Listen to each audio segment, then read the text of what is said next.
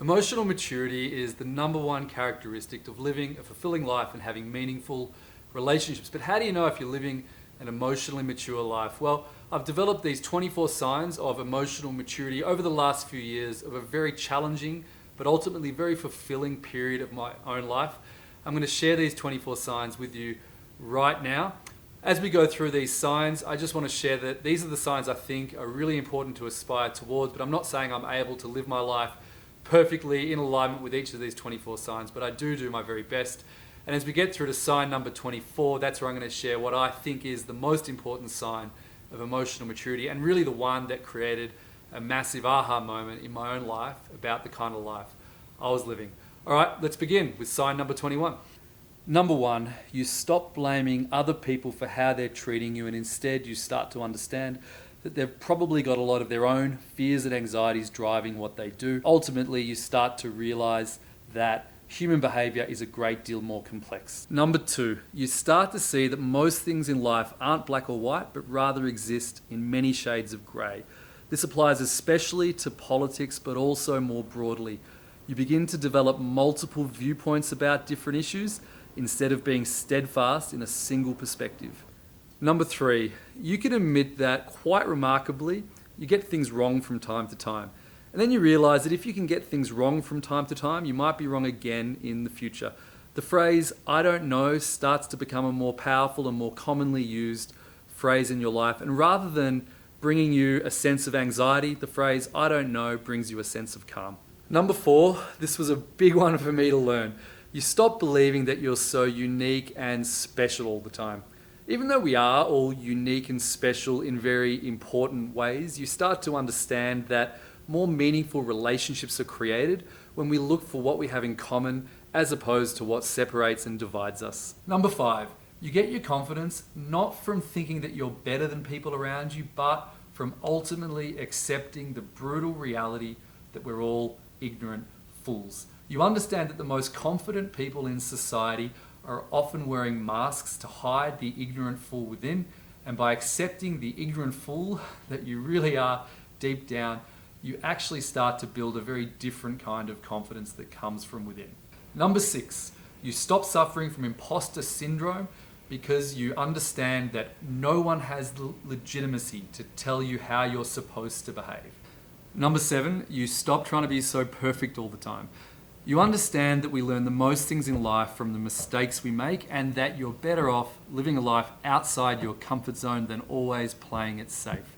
Number eight, you forgive your parents because you know that just as you're not perfect, neither are they. You no longer hold yourself to such high standards, so you also don't hold your parents to the same standards, and you start to love them for who they are, imperfections and all. Number nine, you stop blaming others for the situation you're in, and instead you start embracing the challenges that you face as learning opportunities. Rather than playing the blame game, you instead start to embrace any improvements that you can make in whatever you're facing, and you start to help other people who are going through similar challenges in life to also get through those situations themselves. Number 10, you realize that actions speak louder than words. You realize that it's very easy to say what you're going to do, but it's much more difficult to do what you say you're going to do. And you start to understand that the most meaningful relationships in life are not based on how you tell someone how you feel, but rather how you show them how you feel about them through your actions and your behaviors. Number 11, you stop blaming yourself for where you currently are in life. You understand that 10 years ago, you probably had a very different idea of where you'd end up today. Rather than living with regret about what hasn't eventuated, you start to feel a genuine sense of appreciation at all of the unexpected things that have panned out along this incredible journey, and you start to really appreciate how it's shaped where your life is currently at. Number 12, you become comfortable in your own skin. You don't want to look any different than how you currently look. You don't want to be any more intelligent than how smart you already are, and you don't want to have a different personality than the one you've already got. You become a lot more comfortable with who you really are right now, and you start to accept other people for who they are as well.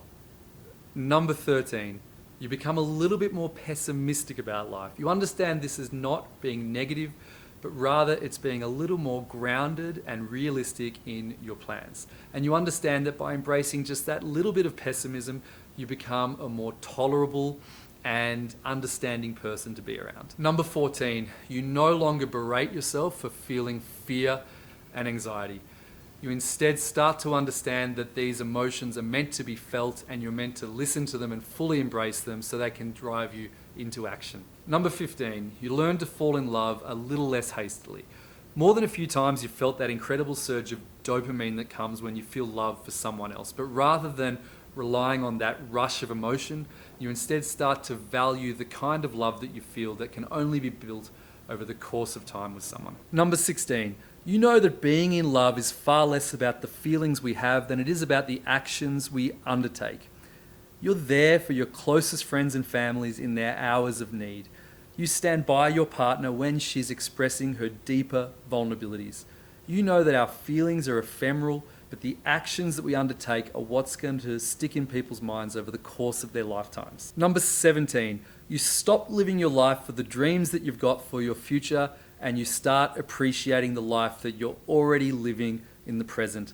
You know that you've already dreamed up this life many years ago and you start to ground yourself in the infinite creative potential that you have right now. Number 18, you stop living your life based on the expectations of others and instead you start to live your life based on the expectations that are developed from within. You understand that other people have expectations for you because they want you to live what they see as the good life.